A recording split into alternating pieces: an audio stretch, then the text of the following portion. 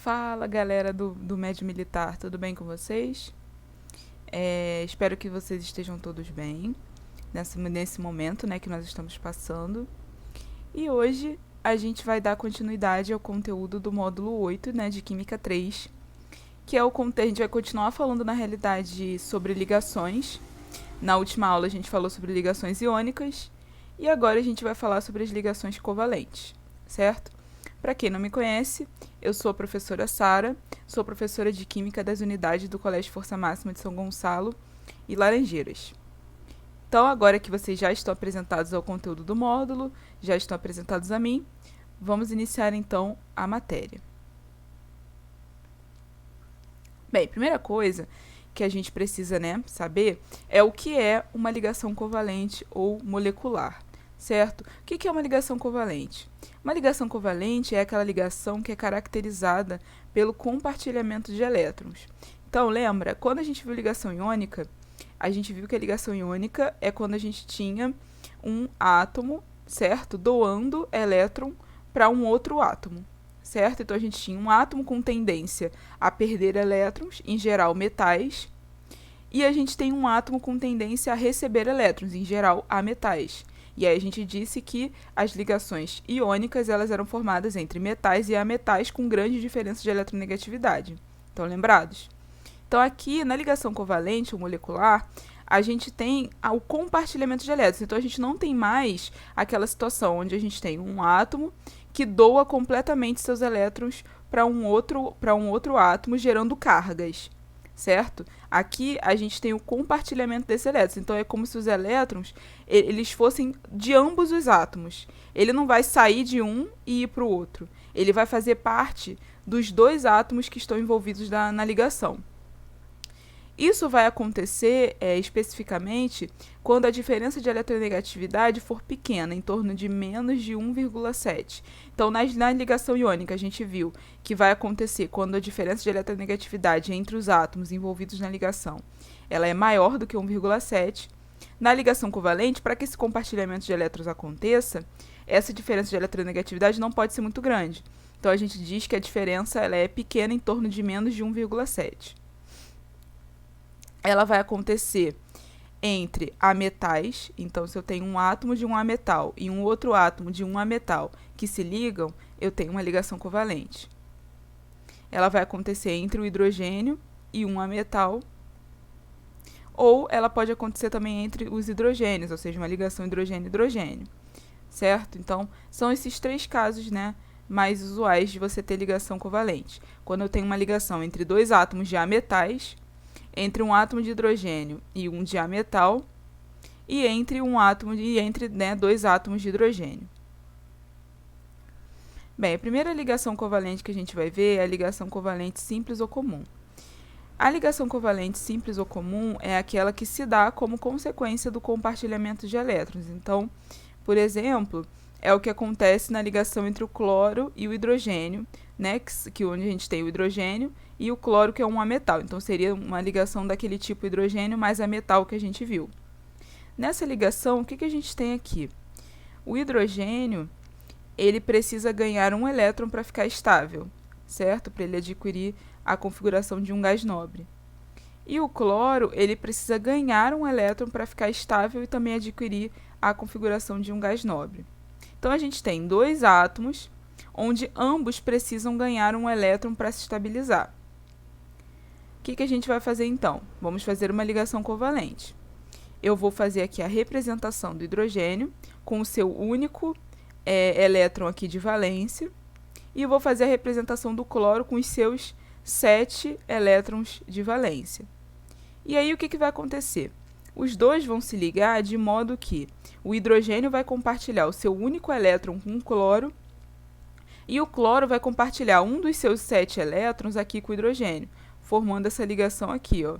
O cloro compartilha um dos seus elétrons com o hidrogênio, e o hidrogênio compartilha o seu único elétron com o cloro. O que a gente tem, então, aqui nessa situação? Olha só.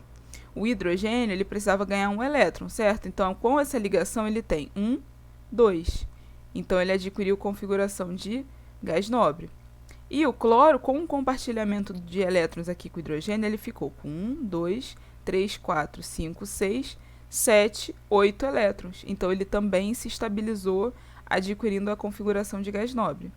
Então, com essa ligação entre os dois, de compartilhamento de elétrons, eu consegui estabilizar tanto o hidrogênio quanto o cloro, a partir desse compartilhamento de elétrons. Aí aqui só está mostrando, né, um exemplo de átomo aqui, onde eu tenho o hidrogênio com seu único elétron na eletrosfera, e o cloro aqui com os seus 7 elétrons na sua eletrosfera.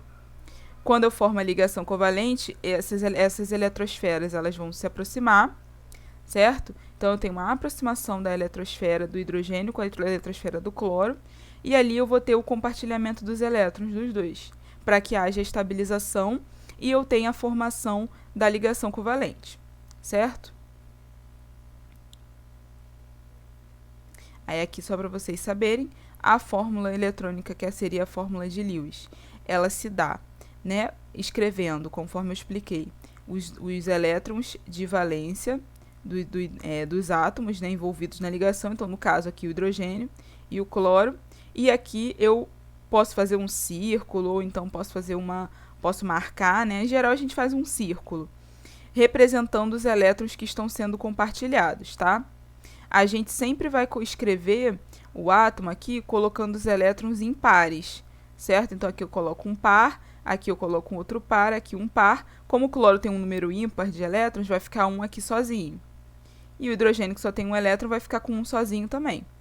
Então, aí, esses elétrons que estão sozinhos, eles vão ser compartilhados, né? E vai formar, então, aqui a nossa ligação covalente. A fórmula estrutural do HCl a gente representa com hidrogênio, um tracinho com cloro, esse tracinho para representar a ligação. E a fórmula molecular é a que vocês já estão mais acostumados, que é o HCl normal, que vocês veem já desde o início do ano, né? Bem, agora vamos falar um pouquinho sobre polaridade das ligações covalentes. Quando a gente fala sobre polaridade das ligações covalentes, a gente vai ter duas situações. A gente pode ter uma ligação covalente apolar, ou a gente pode ter uma ligação covalente polar.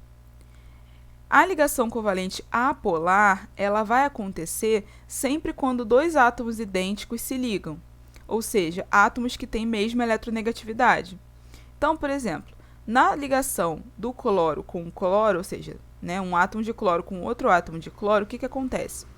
Os dois átomos eles têm a mesma eletronegatividade, porque eles são do mesmo elemento, certo? Então, esses elétrons aqui, que estão formando a ligação, eles vão estar igualmente compartilhados entre os átomos. Por quê? O cloro ele vai puxar os elétrons com a mesma força. Esse átomo de cloro aqui, ele vai puxar os elétrons com a mesma força que esse outro átomo de cloro aqui puxa também, porque eles são átomos iguais, eles são do mesmo elemento. Como eles vão puxar os elétrons com a mesma força, porque eles têm a mesma eletronegatividade, essa ligação ela vai ser apolar, certo? Então, a gente diz que um exemplo de ligação apolar seria do cloro, né, o gás cloro, gás nitrogênio, gás hidrogênio, porque são sempre átomos idênticos se ligando e compartilhando elétrons igualmente, né, entre eles. Já no caso da ligação covalente polar, ela acontece quando dois átomos diferentes se ligam, ou seja, quando a diferença de eletronegatividade entre os átomos da ligação é diferente de zero. Então, se eu tenho dois átomos diferentes que estão se ligando, obviamente eles têm eletronegatividade diferente, porque são de eleição, eles são, né, esses átomos eles são de elementos diferentes. Aquele que tiver a maior eletronegatividade, o que vai acontecer? Ele vai conseguir puxar os elétrons para mais perto dele, porque ele tem uma eletronegatividade maior. O outro, que já tem uma eletronegatividade menor, ele já não vai conseguir disputar com aquele outro átomo que tem uma grande eletronegatividade. Então, olha o que vai acontecer. Vamos pegar aqui o HCl, né, que seria um exemplo de ligação covalente polar. O hidrogênio ele tem uma eletronegatividade menor do que a do cloro. Então, olha só. Olha aqui o vetor força, né, da ligação. O cloro ele puxa os elétrons mais do que o hidrogênio, porque ele tem maior eletronegatividade. Então, aqui os elétrons eles vão ficar mais próximos do cloro do que do hidrogênio. Então, a gente vai formar um polo aqui. Como os elétrons vão ficar mais próximos do cloro, e a gente sabe que os elétrons têm carga negativa, a gente vai ter uma região de densidade negativa aqui, próxima do cloro, porque os elétrons vão estar mais próximos dele. E aqui no hidrogênio, como os elétrons não vão estar tão próximos do hidrogênio quanto estão do cloro, a gente vai formar uma região aqui de densidade de polo positivo, certo? Uma região de densidade eletrônica positiva, com um polo positivo. É diferente do que acontece na ligação iônica. Na ligação iônica, a gente tem a formação de cargas reais. Um perde elétron, o outro ganha elétron. Então, a gente tem cargas mesmo, certo? Cargas reais, um positivo e um negativo. Aqui, a gente não tem carga real. A gente tem formação de polos. Um polo positivo e um polo negativo, certo? É um compartilhamento de elétrons, continua sendo um compartilhamento de elétrons, só que aqui o cloro, por ter maior eletronegatividade, ele consegue puxar os elétrons da ligação mais próximos dele, para mais próximo dele. E o hidrogênio, que tem uma eletronegatividade menor, não consegue disputar com o cloro, certo? Então, aqui a gente forma, na região do hidrogênio, aqui, ó, uma região com um polo positivo, e aqui, onde está o cloro, a gente forma uma região de polo negativo, ok? Então, essa seria a diferença entre uma ligação covalente apolar e uma ligação covalente polar, ok? Bem, agora a gente vai falar sobre a ligação covalente coordenada ou dativa. O termo dativa, gente, ele já não está sendo mais utilizado, tá? O mais comum de vocês encontrarem hoje em dia nos livros e até nas aulas mesmo, né, para quem gosta de assistir videoaula na internet, é o termo ligação covalente coordenada. O termo dativo, ele está caindo em desuso. Ele já foi muito utilizado antigamente, mas hoje em dia ele já está caindo em desuso. Então, a gente vai fazer o uso mais do termo ligação covalente coordenada, ok? Nesse tipo de ligação, um átomo que já está com a sua camada de valência completa participa da ligação com os seus pares de elétrons não compartilhados. Então, gente, a gente vai ver aqui um tipo de ligação que ele é uma ligação covalente, então não deixa de ser um compartilhamento de elétrons, porém ele vai acontecer onde um átomo, certo, que já está com a sua camada de valência completa, ele vai doar, né, ele vai compartilhar com outro átomo o seu par de elétron que ainda não foi ligado, certo? Então, eu tenho um átomo que não está com a sua camada de valência completa e eu tenho outro átomo que já completou sua camada de valência. Para que esses dois se liguem, o que esse átomo que já está com o seu octeto completo vai fazer? Ele vai pegar um par de elétron dele que não foi compartilhado, que está livre, e vai compartilhar com aquele que não está com o seu octeto completo, para poder a gente ter, então, a formação da ligação e a estabilização dos dois átomos. Uma observação, né, existe uma grande discussão em torno da ligação covalente coordenada que vocês aprendem aqui no ensino médio. Se algum de vocês for, né, fazer algum curso superior na área de química ou na área de engenharia que precise de química, enfim, com alguma área que vocês vão estudar química a nível superior, vocês vão ver que a ligação coordenada ela é trabalhada em um contexto diferente do que a gente trabalha aqui na escola, do que vocês veem no ensino médio, certo? Na realidade, aqui, essa ligação coordenada que a gente está vendo aqui, com nesse contexto que a gente está estudando aqui, ela não tem diferença nenhuma da ligação covalente simples. Então, aqui eu até coloquei um quadrinho, ó, atenção. Ligação covalente coordenada não é diferente de uma ligação covalente simples. Ambas são ligações covalentes. Ambas são ligações onde há compartilhamento de elétrons. Nesse contexto que a gente aprende aqui no ensino médio. Certo?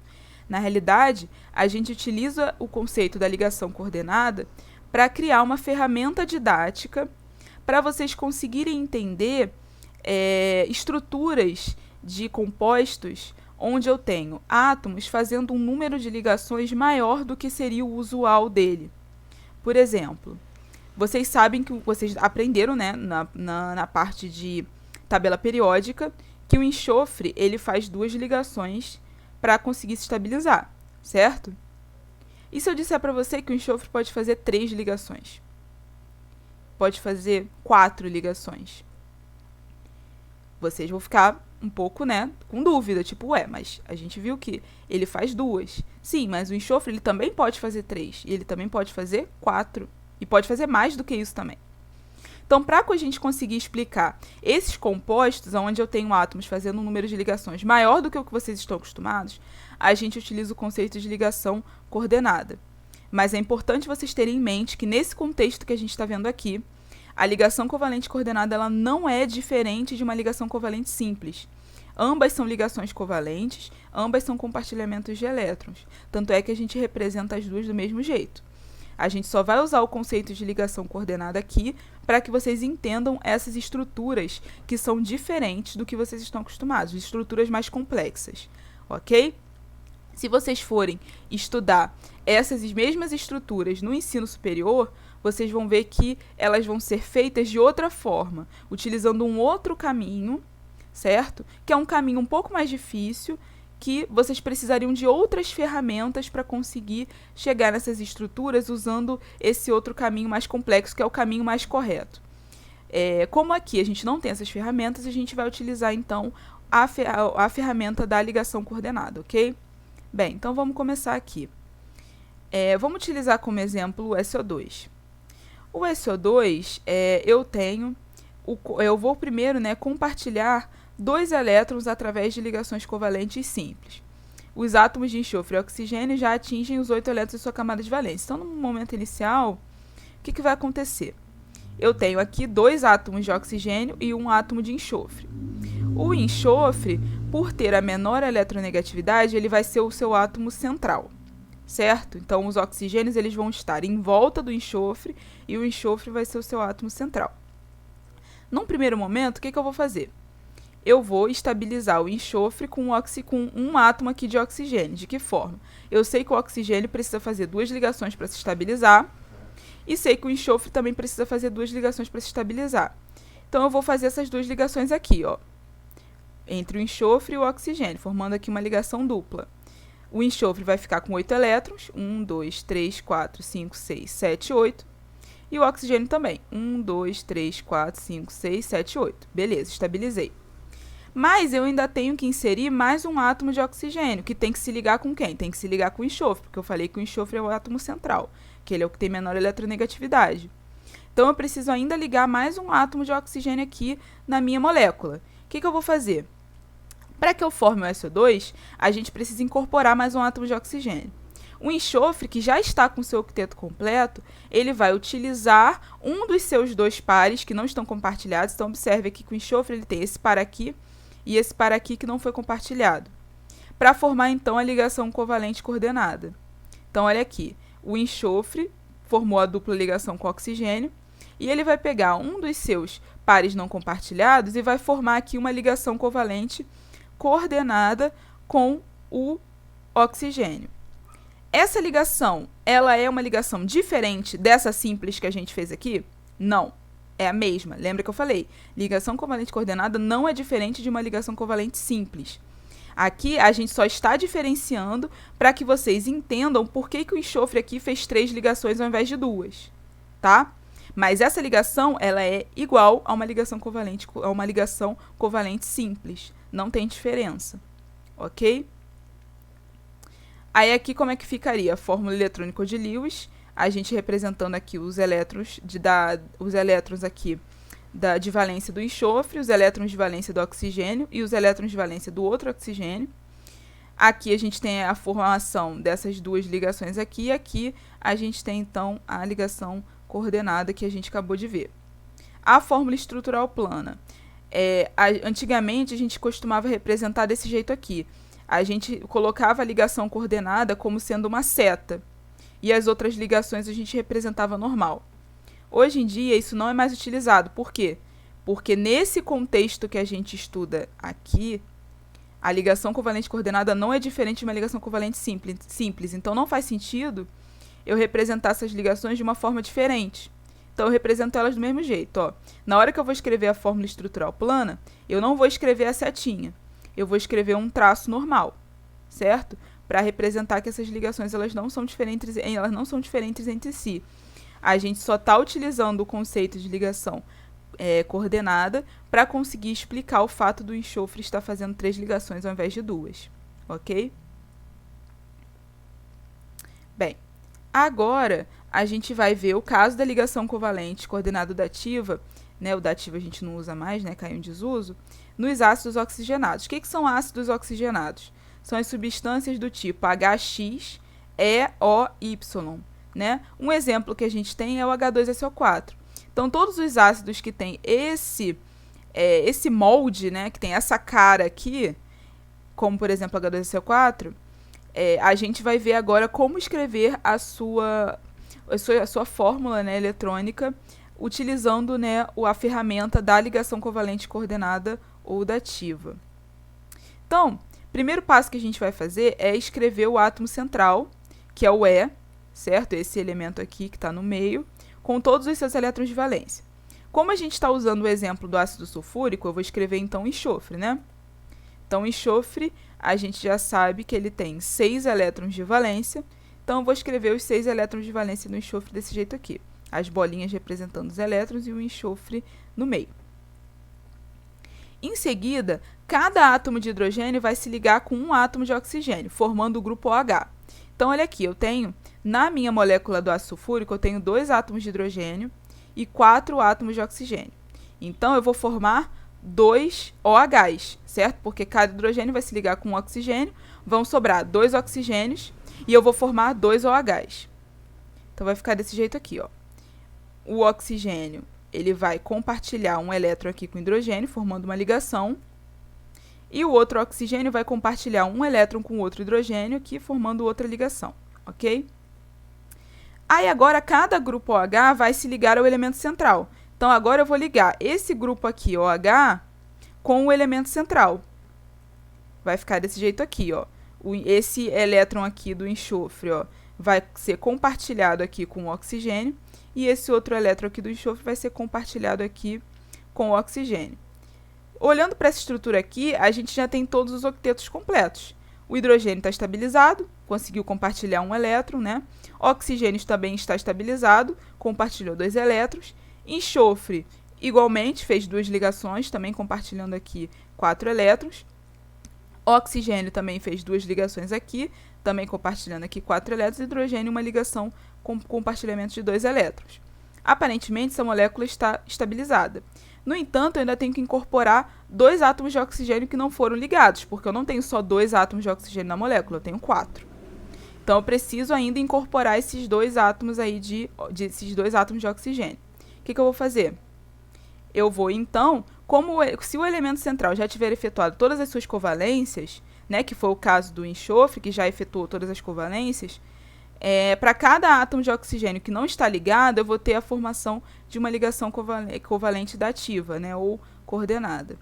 E aí aqui a gente vai ter isso aqui, ó, o enxofre está com 2 pares de elétrons que não foram ligados, então ele vai fazer essa ligação coordenada com esses 2 átomos de oxigênio para poder fechar a minha estrutura da molécula de ácido sulfúrico, ok? Então, basicamente é isso. A gente vai escrever o átomo central, formar os grupos OH, depois ligar esses grupos OH com o átomo central e, para poder terminar as ligações, eu faço ligações aqui coordenadas entre os oxigênios. Novamente, essa ligação aqui tem diferença para as ligações covalentes simples? Não. Elas são iguais. São todas ligações covalentes, com compartilhamento de elétron. Não há diferença de natureza da ligação. A natureza da ligação é a mesma, a natureza de ligação covalente. Então, a gente não representa com seta, a gente representa com traço. Ok? Esse uso da seta na fórmula estrutural ele já caiu em desuso.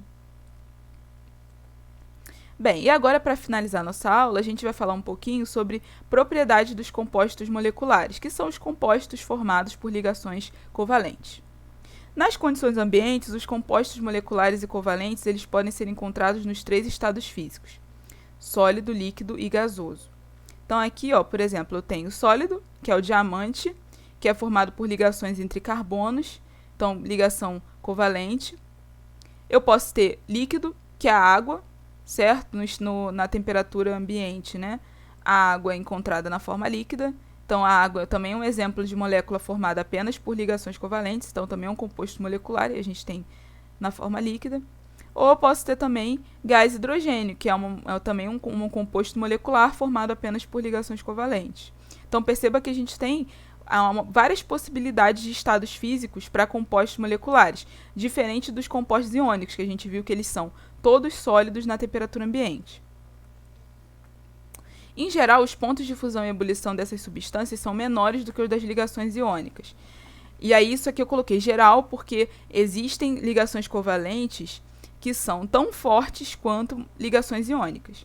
Mas, em geral, as ligações iônicas elas têm uma força maior do que as ligações covalentes. Então, a gente diz que o ponto de fusão delas é, em geral, maior do que o das substâncias, do que o dos compostos moleculares. Elas não conduzem corrente elétrica no estado sólido e líquido. Uma exceção para essa regra é o grafite, que é um alótopo do carbono, que consegue conduzir corrente elétrica na sua forma sólida. Então, em geral, compostos moleculares eles não conduzem corrente elétrica no estado sólido e no estado líquido. Uma exceção para essa regra é o grafite, que consegue conduzir corrente elétrica na forma sólida. Alguns ácidos fortes podem conduzir também corrente elétrica quando estão em solução aquosa. Então, alguns ácidos fortes, que também são formados por ligações covalentes, eles podem conduzir corrente elétrica em meio aquoso, mas essas são as exceções. Em geral, eles não conduzem corrente elétrica no estado sólido e líquido, ok? As propriedades dos sólidos covalentes, elas são irregulares. Em geral, são sólidos quebradiços, como a gente tem o caso do vidro, né? Que é formado por silicatos de sódio e potássio, então são compostos de silício, né? Ligados a sódio e potássio. Então, nesses compostos aí de silício, esses silicatos, eles são bem quebradiços. E eles são, na verdade, ligações entre silício e oxigênio, ligações de natureza covalente. E mesmo sendo covalentes, né, eles são bastante quebradiços. Mas eu também tenho sólidos moleculares de elevada dureza, como é o caso do diamante. E também eu posso encontrar sólidos de baixa dureza, como é o caso do grafite. Então, percebam que as propriedades dos sólidos covalentes elas são bem irregulares. Eu posso ter sólidos bastante quebradiços, como é o caso do vidro, né, dos silicatos. Lembrando que alguns silicatos não são quebradiços, tá? Por exemplo, o quartzo não é quebradiço, mas o caso do vidro especificamente, ele é um sólido de silicato, né, que é quebradiço. Eu tenho sólidos moleculares de elevada dureza, como é o caso do diamante. E, ao mesmo tempo, também posso ter sólidos moleculares de baixa dureza, como é o caso do grafite. Então, é aqui só para vocês entenderem por que a gente tem essa diferença entre o grafite e o diamante. Olha a estrutura tridimensional do diamante, olha a estrutura tridimensional do grafite. O grafite ele tem uma estrutura que ele é formado por folhas de carbono. Então, eu tenho aqui uma folha de carbono, que está interagindo aqui com outra folha de carbono, que está interagindo com outra folha de carbono e assim por diante. Então, são várias folhas de carbono que estão interagindo como se fossem interações intermoleculares de uma com a outra.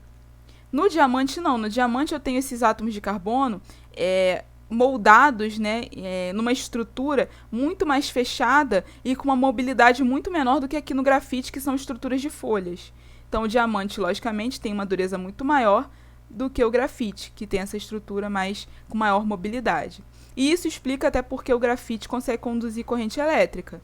Porque, imagina, com essa estrutura aqui móvel, eu tenho uma mobilidade eletrônica muito maior no grafite do que no diamante. Então, ele consegue conduzir corrente elétrica em estado sólido, que é uma exceção, né?